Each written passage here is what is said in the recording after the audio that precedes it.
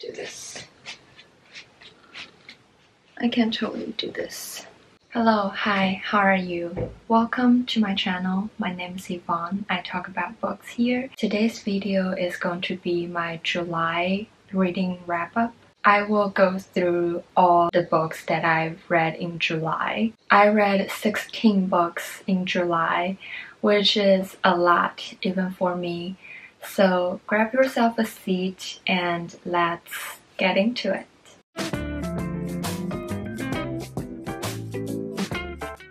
So I decided to talk about these books in the order from my least favorite to my favorite books. That way I can get more and more excited and you can leave the video on a high note. So first we have a couple books that I read for Summerween. I read 5 books in that vlog and ended up not liking 3 of them, which are N.O.R.M. by Agatha Christie, The Woman in Cabin 10 by Ruth Ware, and The Night She Disappeared by Lisa Joel.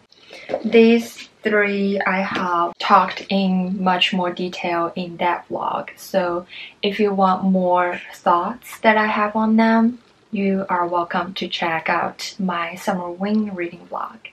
I will not talk too much about them here because I don't want to. I didn't like them. 2 books that I read for Summerween that I did end up liking are The Turn of the Screw by Henry James and What Moves the Dead by T. Kingfisher. This is a classic. This is a classic retelling and I think I gave both of them 4 stars. Really enjoyed them.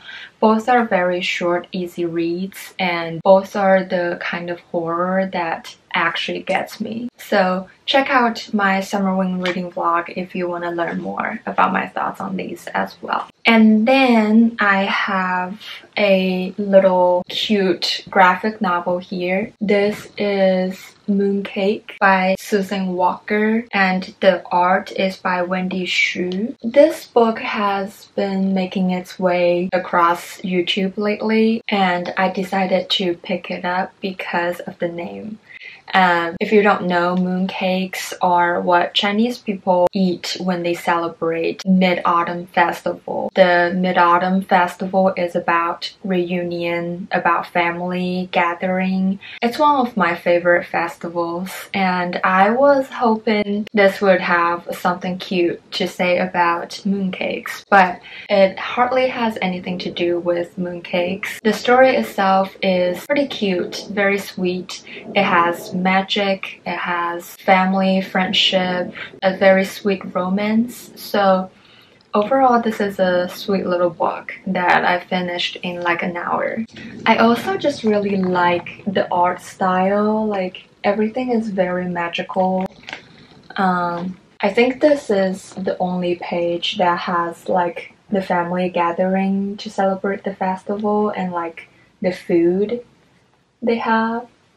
So yeah, I wish it were a bit more about that. I just realized that I read a good amount of historical fictions this month. I read these 3 and I think my conclusion from that is I am slowly getting out of my historical fiction era, especially historical fictions that are related to wars. I used to love very moving, shocking stories set during the war, post-war, but I think I've just read too many of those and it got too hard for those books to move me anymore. So first off, we have Jacqueline in Paris by Anne Ma. So I have a book club with 3 other friends here locally and this book is our pick for July. This is a historical fiction based off Jackie Kennedy's real life experience when she was an exchange student in World War II Paris. I think this one is okay. The pace in the first half was very slow. Nothing was really happening. It was just her daily life, her traveling around and really enjoying Paris.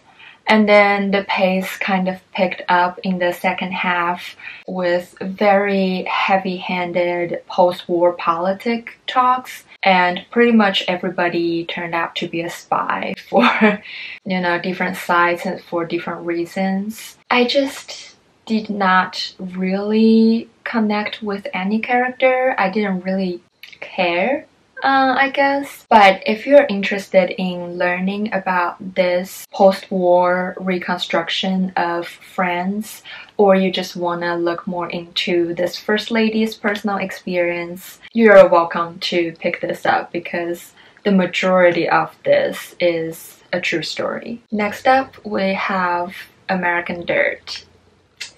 Do I even have to say more about this book? I feel like this has been everywhere. Like everyone and their brother and sister has already read this book. This one has over 500,000 ratings on Goodreads, and the average rating is 4.37. So I was expecting a lot from this book. I was really expecting a groundbreaking immigration story, a little personal story about me. I come from China and I live in the US now. I went to law school in the US where I attended the immigration clinic, where we worked on cases for asylum and humanitarian parole. So I have met people who come from similar backgrounds with these people in this book. So I'm always interested in a good immigration story. But I just don't think this really delivered. I can tell that some places are supposed to be an emotional spat, but it just didn't do anything for me. The plot almost feels a little corporate, if that makes sense at all. And after I read this book, I actually read this article about how this book being controversial when it was selected for Oprah's book club. So basically what it says is that while this book is about Mexican immigrants, the author of this book is not Mexican, is not by any means related to Mexico, and a lot of people are saying the border stories or the whole story just is not at all authentic to what is actually going on there. I usually don't mind that much when someone not from a country or an area write a story about people from there. As long as they are well researched and they are an authentic depiction of that place, then I'm okay with that. I think some stories are better to be told by whoever is capable than not to be told. But I guess the authenticity was just not there in this book, so that explains why it didn't do anything for me. Next, we have The Queen of Historical Fiction. This is The Grid Alone by Kristen Hanna. This is my third Kristen Hanna book. I first read The Four Winds, really liked that one. And then I read The Nightingale, which I think is the most loved book of hers. And surprisingly, I was not as impressed.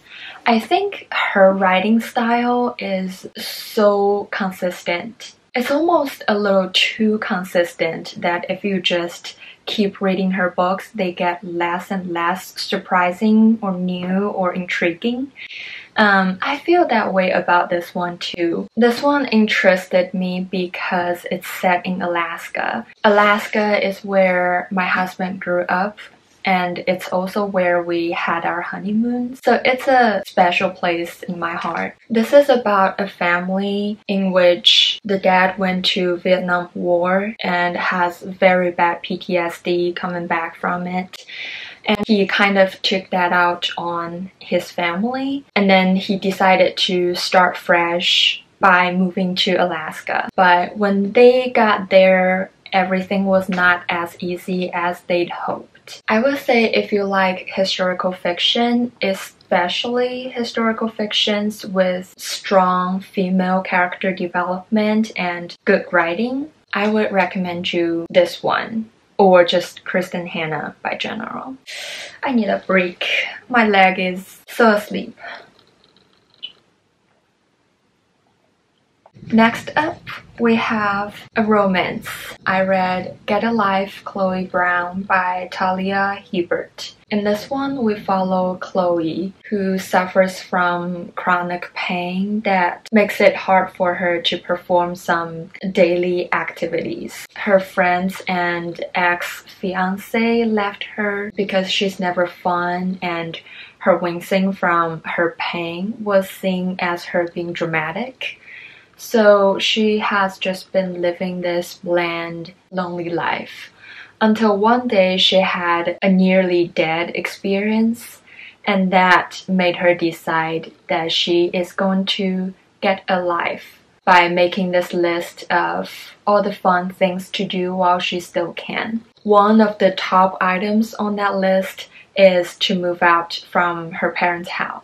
So when she moves into her own apartment, she meets this maintenance superintendent guy named Red, who's apparently really hot, and his true passion is painting. I like the banters, and I appreciate that it was not a love at first sight kind of story. We kind of see both characters' insecurity from their personal life experience and from their past relationships. And we follow their journey to gradually open up to each other and decide to finally take this risk on each other. I enjoyed this for what it is. I also love that they connected over a rescued cat. That was very sweet. Oh, and this one is very spicy. I didn't know how much smut was in this one. So if that's something you mind or you're interested in, you can keep that in mind.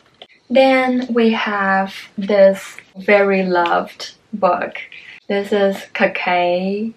This is an Indian mythology retelling. I have seen at least 3 people say this is one of their favorite this year or last year. So this book follows Kaikeyi, who is the only daughter in the kingdom of Kaikeyi. I think that's what it's called, Kaikeyi. And all the women are treated very unfairly in this kingdom. Her mom was banished by her dad, and her dad always favors her brothers, always gives her brothers all the credits for things that she contributed. So she decided to find a way out of this life that everyone expected her to have as a girl. She did get married, but found a way to be trained as a warrior. And during this process, she also met all these other women whose voice was never heard but need to be heard. So she became a heroine who helped these women and also protect her country. It is a feminine take on this original myth, and I do really appreciate that. But my hot take, I think this is a little too heavy-handed on the feminist perspective. The main character, Kaikeyi, is a little too perfect that feels flat to me. She is flawless. She does everything right. She does all the things that she's supposed to do no matter how hard they are. And I also found the way she gets out of all the difficulties and dangerous situations was a little too convenient every time. I really think I would have had a much better time if the character herself is more complex, is flawed with more character development. Then that could have built up the depth of this book. So I still think this is a solid story. I just don't think it was as powerful or moving, at least to me personally. Okay, we've finally reached the pile of books that I really enjoyed. First off, we have my second Agatha Christie that I read in July, which is The Hollow. This is a Poirot mystery which was set at this countryside house weekend party. A doctor was shot dead. Her wife was standing next to his body holding a gun. And before he died, this doctor called out his mistress's name with his last breath. I don't know what more I can tell you if that was not enough to interest you to read this one. Next, we have Oh William by Elizabeth Strout. This was very good. I gave this 4 stars. So the narrator in this one is called Lucy Barton, and she is an author who is telling this story about her ex-husband, William. Lucy and William stayed friendly years after separating. They formed this very unique friendship after their marriage failed. And when William discovered some hidden family history, he invited Lucy to go on this trip with him to find out what happened with his family. So we follow them through this journey to find out William's family history, and Lucy also reflects on her own past, her family, and her marriage with William. Although the book is called Oh William, I think we learn just as much about Lucy as we do about William. This book is only a little over 200 pages, but it touches on so many different themes. It has dysfunctional family relationship, PTSD, childhood trauma, love, friendship, family, human connections with each other, and how all that make a person who they are. So it was very impressive. I've never read from this author before, but I would really love to read more from her. Her writing style is so intimate. Reading this feels like catching up with an old friend who is very good at telling stories. It doesn't get too dramatic at any point, but it makes you emotional and you actually connect with these people. So this was very good. And then we have Call Me By Your Name by Andre Asselman. I spoke in detail about this in my last reading vlog, so I'll link that video down below. So good. Gorgeous writing, breathtaking, heartbreaking. You get to experience the intense love and hopeless desire, as well as gorgeous summer in Italy. Like I said, you're welcome to check out my last reading vlog that I spoke about this, but if you don't want to, the brief takeaway is you should just read this. And then we have The Stranger by Albert Camus. This is a reread for me, and it's just as good as I remembered it to be. This is about this man who is indifferent about pretty much everything. He doesn't experience much emotions. He doesn't have strong feelings or opinions about pretty much anything. To him, the physical feelings and the physical world is so much more significant than the emotions. The book opens with this very famous opening line. It says, "Maman died today. Or yesterday maybe, I don't know," which perfectly sets the tone for this book. This man was later involved in a murder case, and we see how during the trial, both prosecution and defense sides try to explain his actions to give reasons for everything he does or doesn't do. But for him, he really just did those things for no reason. We see how his apathy and lack of emotions were held against him. And the jury eventually just decided that he's just a bad person and he deserves to die. But at the end of the novel, we see how he just embraces the death as the ending, because he knows that death is inevitable, which is also why he didn't cry at his mother's funeral. He gave up the chance to appeal because he doesn't want to have this illusional hope that death is avoidable. That in the world doesn't really mean anything to him. So he really just made peace with death. This is such a brilliant and thought-provoking novel. It is so short. I kind of wish it were longer so we can dig deeper in these important conversations, but I think if it were longer, it wouldn't have hit with the same kind of power. So I really loved The Stranger. I think everybody should read this book. And finally, we have the last book, which is also my favorite read in July, Beloved by Toni Morrison. This is such a masterpiece. I cannot stop thinking about it. I don't even know how to describe or explain to you what this book is about. This is written with magical realism. It is a book about slavery, about escape and freedom, and the impossibility of true escape or freedom. I'm not gonna lie, Toni Morrison's writing is not the easiest to get into. I struggled through probably first half of the book. Even though the plot was intriguing and I could acknowledge that the writing was very lyrical and beautiful, I just couldn't get immersed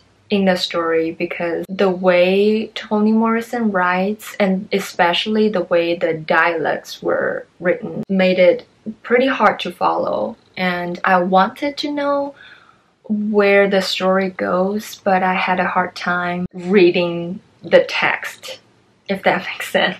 But I think once I got used to that writing style, the book really grew on me. The second half, I was hooked.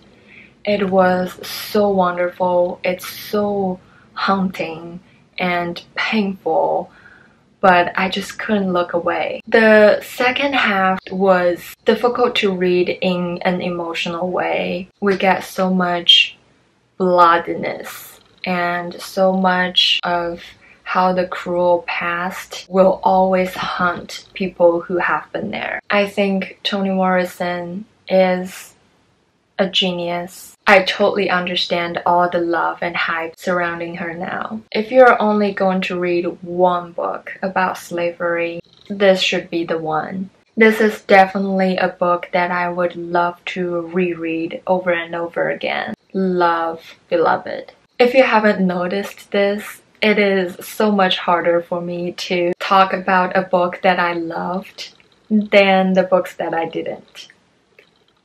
So that's everything I've read in July. If you've made it this far, thank you so much. I really appreciate you. Feel free to leave a comment and tell me what was your favorite book you read in July. So yeah, my camera is about to die. I hope you're having a wonderful day, and I will see you next time.